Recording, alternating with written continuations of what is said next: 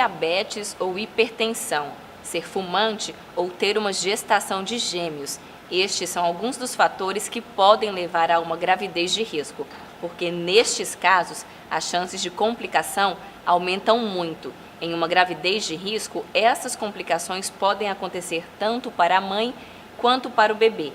E isto inclui o risco de aborto, as chances de parto prematuro, a possibilidade no atraso do crescimento do feto, até também as chances deste bebê nascer com algum tipo de síndrome. É sobre este assunto que o Lugar de Mulher vai tratar hoje. E aqui com a gente está a doutora Franciele. Doutora, muito obrigada por ter aceitado o nosso convite. Eu que agradeço, é sempre um prazer falar para as mulheres e dizer o quanto esse momento das nossas vidas é importante, né? Ser mãe é muito bom, tem seus riscos, mas é sempre muito gratificante. Gente, a doutora Franciele, além de médica, né, especialista em ginecologia e obstetrícia, ela também é mãe.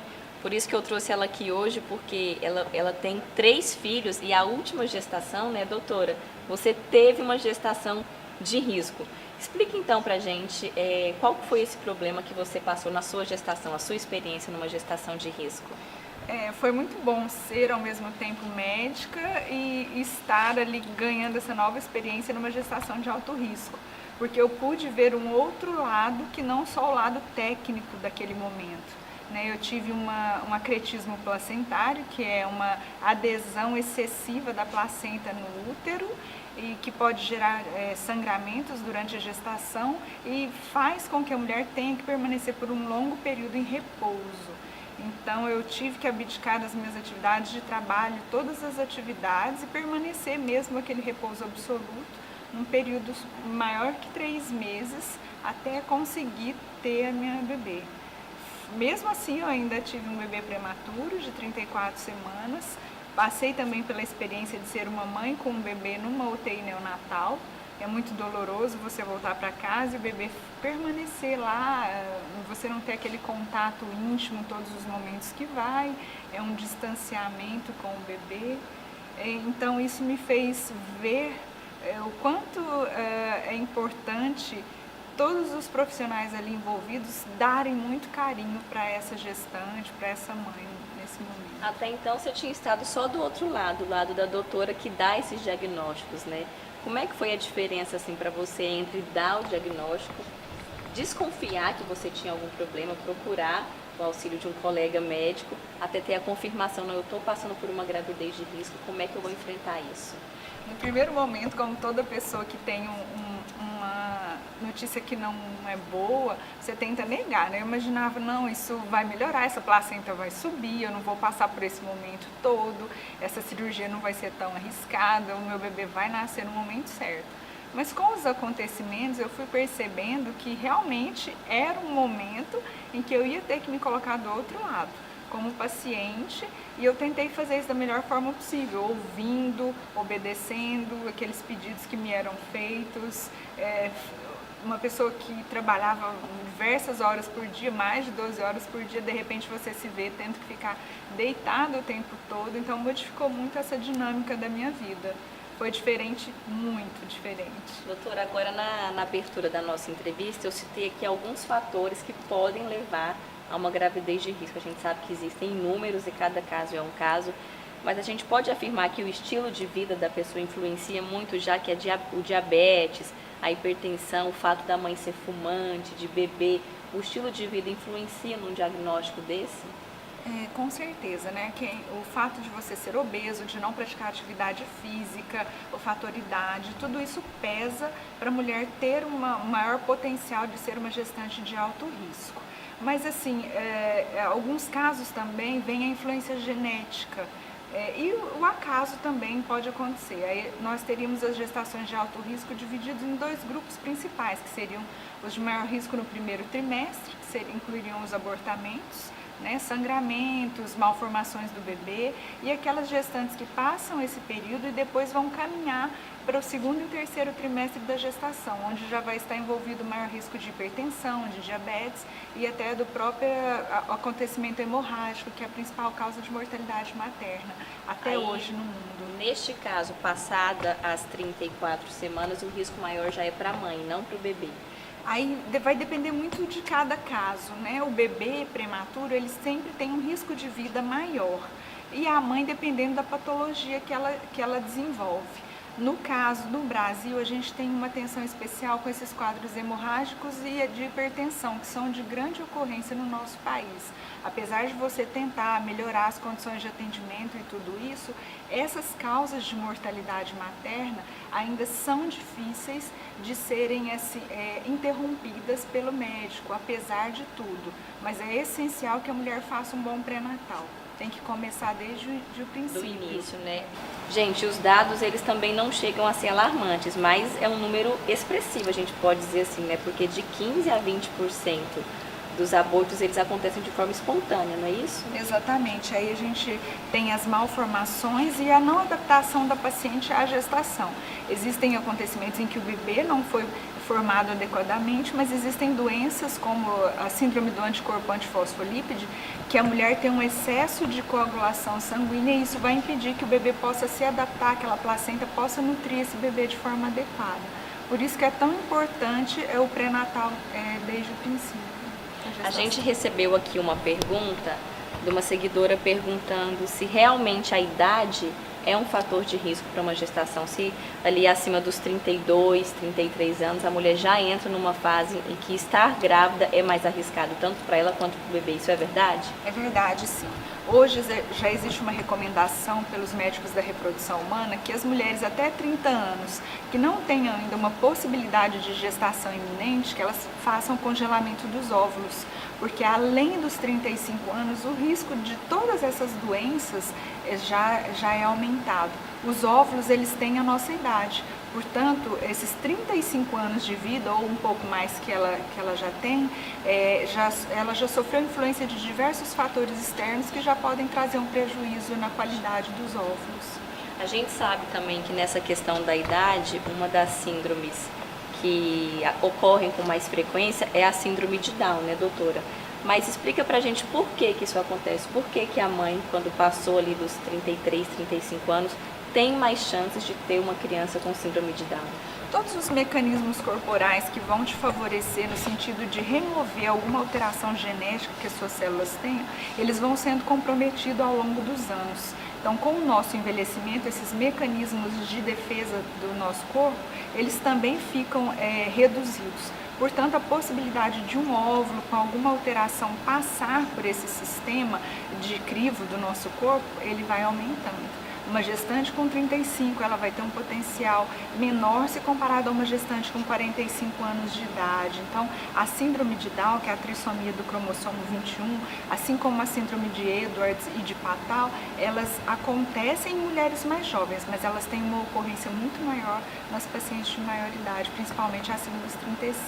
Você citou aí outras síndromes, além da síndrome de Down, essas são as duas principais que têm mais a ver com a idade ou tem algum outro tipo? Não, essas realmente são as síndromes que têm uma consequência relacionada à idade mesmo. Hoje nós estamos vendo o surgimento de novas doenças, como o autismo, por exemplo, e até as mais diversas alergias, que têm a ver também com a exposição materna a diversos fatores, ainda pouco conhecidos, mas que vão trazer um prejuízo para esse bebê. Ele não vai ter uma condição de vida tão boa, tão adequada como seria, talvez, se a mãe fosse um pouco mais jovem. Gente, a doutora Franciele, como eu disse para vocês, ela se divide em várias tarefas durante o dia, como várias de nós mulheres, né? Ela é mãe, tem 3 filhos, como eu disse, ela é médica, especialista em ginecologia e obstetrícia, professora da UFT, também do curso de medicina, né, doutora? E esposa e dona de casa. Como é que dá para dividir aí o dia entre essas atividades aí? Essa é a pergunta que eu acho que eu mais respondo. Como é que você consegue conciliar tudo isso? Eu busco sempre dar uma atenção especial para os meus filhos quando eu não estou trabalhando. Eu acho que esse é o ponto principal. E eu percebi muito isso quando eu fiquei em casa agora, o quanto as crianças sentem a nossa falta. Foi muito bom a mulher ir para o mercado de trabalho, você ser independente é muito bom, mas nós não podemos esquecer desse papel de mãe. Ele é feminino, ele é essencial. O pai participa, ele ajuda, mas essa contribuição na educação das crianças faz muito a diferença nos adultos que nós vamos formar. Eu acho que é por isso que o mundo está um pouquinho em desequilíbrio atualmente, né? As mulheres estão sendo muito exigidas no mercado de trabalho, isso vem trazendo novas doenças, as mulheres estão tendo mais infarto, mais AVC, hipertensas, diabéticas, porque elas têm menos tempo de se dedicar ao que seria prazeroso para o corpo. O corpo da mulher, ele precisa ser voltado para a família. Se você não pode ser mãe, de alguma forma você conciliar isso com o dia a dia entre as pessoas que você ama. É muito importante isso para a nossa saúde feminina. E eu tento ao máximo me doar para os meus filhos, para as minhas pacientes e para os meus alunos. Eu sou uma professora linha dura, um pouquinho brava, uma mamãe exigente e uma médica que procura dar a maior atenção para as minhas pacientes sempre que possível. Eu faço delas um pouco as minhas amigas, eu participo da vida dessas crianças que eu fiz nascer, porque eu acho que esses laços afetivos nos fazem mais felizes. Agora, além desse desafio aí de conciliar tantas atividades, tantas mulheres em uma só, deve ter um desafio ali dentro de casa também, né? Porque 3 filhos deve ter uma cobrança, uma disputa de atenção ali. Como é que é essa questão dentro de casa? Eu pergunto também, que é uma curiosidade particular, porque eu só tenho um filho e ele já me suga muita atenção ali. Dividir a atenção entre o filho e o marido já é difícil. Agora, como é que é dividir a atenção entre 3 filhos e o marido? Meu marido, ele diz sempre assim, você não vai conseguir chegar na hora e tudo mais. Eu tento chegar, mas eu tento fazer as coisas com carinho primeiro. Ao invés de priorizar o tempo, eu priorizo os bons momentos.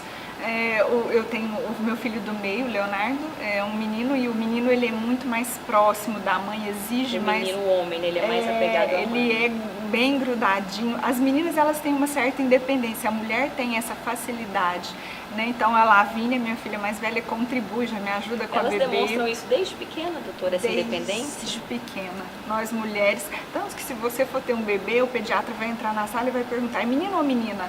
Não para ele saber na hora como chamar, mas porque a mulher já nasce mais forte. O bebê do sexo feminino, ele tem um potencial de sobrevivência bem maior se comparado ao bebê do sexo masculino.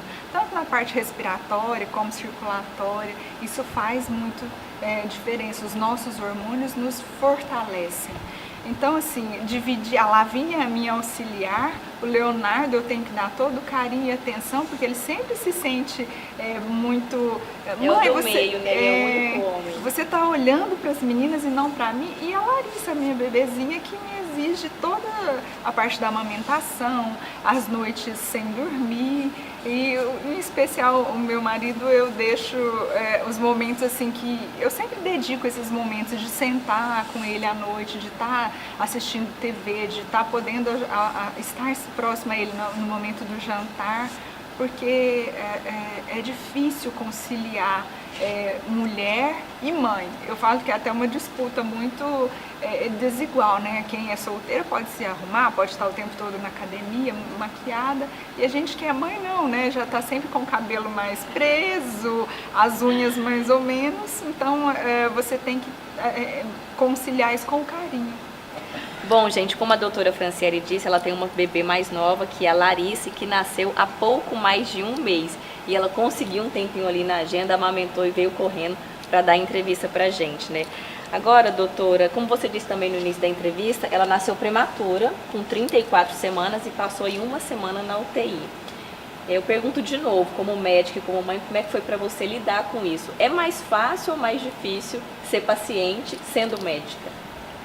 É difícil porque com os meus conhecimentos técnicos eu sempre imaginava as consequências mais graves daquele acontecimento.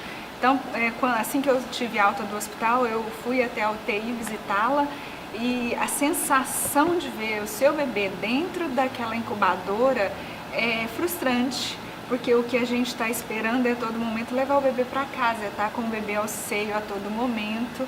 Mas ao mesmo tempo eu agradeço aos anjos que estavam lá na UTI, que olhavam minha filha de noite, de madrugada, em todos os momentos em que eu não podia estar ao lado dela. Né? Foi assim, um momento muito especial, foi quando eu fui buscá-la para levar para casa e todo mundo veio com plaquinha, vá para casa, vá feliz, toda a equipe da UTI. E, então, assim, você percebe que tem amor naquele trabalho. E eu digo que estar na área da saúde, você tem que amar o que você faz, porque você lida com as emoções a todos os momentos. O carinho. E as emoções das mães estão mais à flor da pele. Muito à flor da pele. Você tá ali, aquele momento, você quer chorar, você quer sorrir, o bebê mexe. Você está feliz com as notícias, mas ao mesmo tempo está triste porque é um momento delicado. Você quer que tudo dê certo, mas existe uma possibilidade de aquela internação ser um pouco mais prolongada, enfim. Todos os medos normais de todas as mães. Exatamente. É angustiante você estar com o bebezinho ali na UTI, vendo esses minutos. Você quer que os minutos corram, mas eles passam lentamente. Franciele, agora só aqui no Tocantins, aqui em Palmas, você já exerce a sua profissão há 10 anos, né? O que mudou na doutora Franciele, no seu trato com o seu paciente, com a sua paciente, já que são mulheres, né?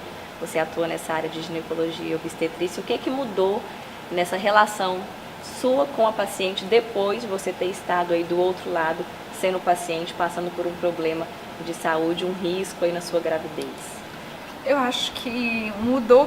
Eu vou buscar estar mais próxima do emocional da minha paciente. E não tratar só da gravidez e do pré-natal. Assim, eu sempre tive um contato íntimo com elas como mulher, mas talvez eu tenha me melhorado na fase mãe delas. Né? As orientações, a orientação de como amamentar, eu sempre me preocupei demais com isso, de como dar o suporte para ela conseguir ser uma boa mãe. E agora eu vou tentar dar um suporte a ela emocionalmente como outra mãe, dos medos, enfim, não só muni-la de conhecimento, que era uma preocupação que eu sempre tinha.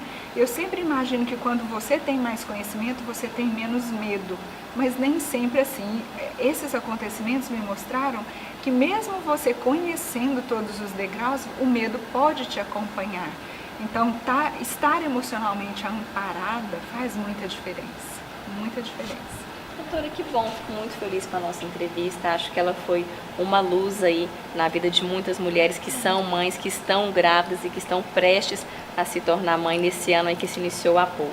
Eu vou finalizar com você te agradecendo muito você ter vindo aqui nos dar essa entrevista, mesmo com a bebê recém-nascida em casa. E vou finalizar com a minha pergunta que eu faço para todas as mulheres. Já que lugar de mulher é onde ela quiser, qual que é o lugar da Franciele? Eu imagino agora, nesse momento da minha vida, que o meu lugar é onde Deus quer que eu esteja. Seja no hospital, seja em casa com os meus filhos, seja como esposa, como professora. Eu quero estar no mundo para fazer a diferença, para ser uma pessoa que melhore a vida dos outros, que traga felicidade. Acho que isso é importante no nosso dia a dia. É isso, gente. O Lugar de Mulher fica por aqui. Fiquem todos com Deus e até o próximo programa.